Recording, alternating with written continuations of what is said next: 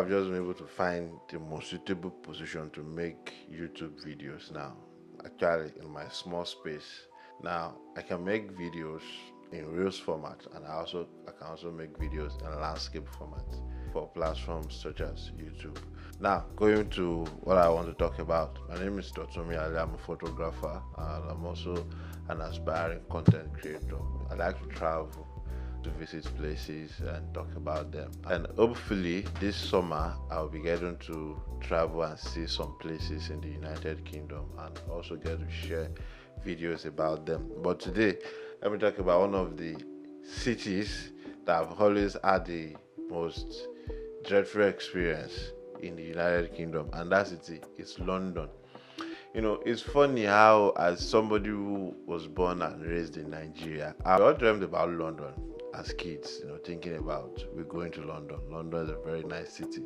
Like, even when we go to churches, they pray for you, like you go to London. Your pastor will tell you, I see you, you go to London. You start shouting, Amen. Fast forward now, we're eventually in United Kingdom, and it took me a while to visit London for the first time. I passed through London to Colchester and went back to Liverpool. But then later on, I came to London for the first time, like visiting London for the first time. That was in 2022. I drove down to London.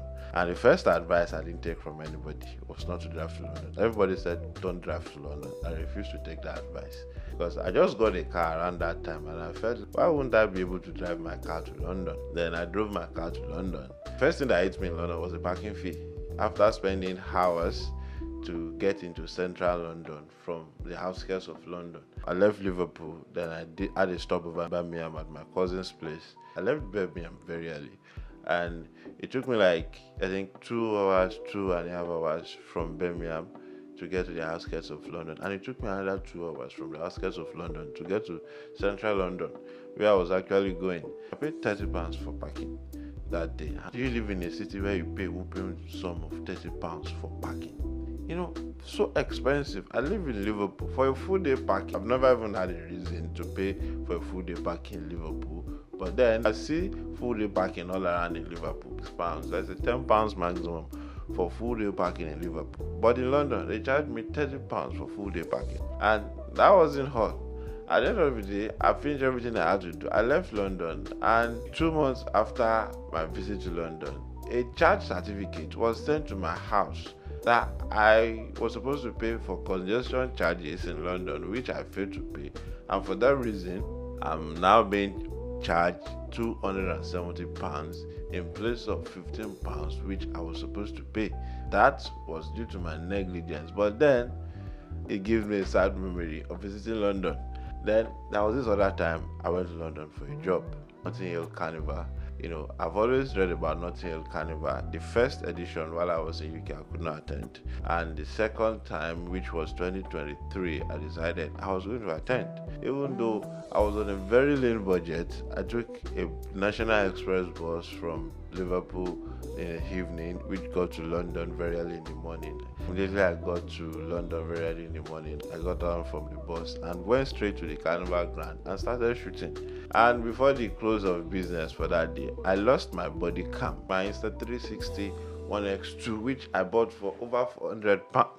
And like, that day I was so tired. I'm like, why does London have to draw blood from me every time I visit this city? Like, why is it that you have to draw this city? What have I done to you? Why do you have to draw blood from me? This overcrowded, slow traffic, ever busy for no reason city. Why do you have to draw blood from me? That day, I was so furious. I'd planned to stay in London for 2 nights, but then I packed all my bags right there after I lost my body camera, and I got on a bus, went back to Liverpool. And as if that wasn't enough, the third time I was going to visit London, I visited for work again. Now, it wasn't just only me. I went with 2 other guys. We were supposed to shoot a wedding in London. And for some reasons, I don't know how it happened, the client was supposed to provide us with accommodation, but somehow at the neck of time it didn't happen. So we were already on the way. So I felt like it's no problem. London is a big city and a very wonderful city. Like, it can't be so bad. We won't get a place to sleep in London. And alas, we got to London around 9 p.m. in the evening. For the next 4 hours after arriving in London, we searched for hotels to sleep and we could not find any. And at the end of the day, we had to resort to parking our car by the roadside in one very quiet area, and we had to sleep by the roadside overnight. I was going to shoot a wedding the following morning, and one thing I like to do is to be very comfortable a night before a job, especially when it's wedding photography. I don't like to stress myself. Stress was written all over me. It was so bad that I had to take an escape from the client to use his bedroom at the hotel. I can't be shooting a wedding and I'm smelling. That day, the only thing that was on my mind was, God help me, let me finish this gig and head back to Liverpool. Normally, if I'm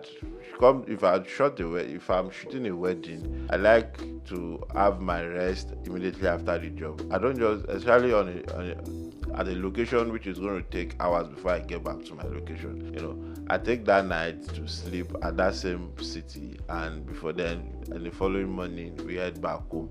But then that day, I could not even imagine myself sleeping one more night in London. And that very day, I'm like, look me, I look you, London. I ain't coming back here no more. But then, if it's business and it's well planned, one thing I just realized at the end of the day is London is not a city where you go without proper and extra planning. If you're going to London, you must have made your plan way ahead. Register your car on TfL website for congestion charges, book your hotel in advance, and confirm and reconfirm if it's still there. Then get there early, and if possible, if you don't have to drive, don't drive to London if possible. Not stressful driving to London, it's stressful driving within London. Imagine a place where you can only do 20 miles per hour. It's free flow of traffic in Liverpool.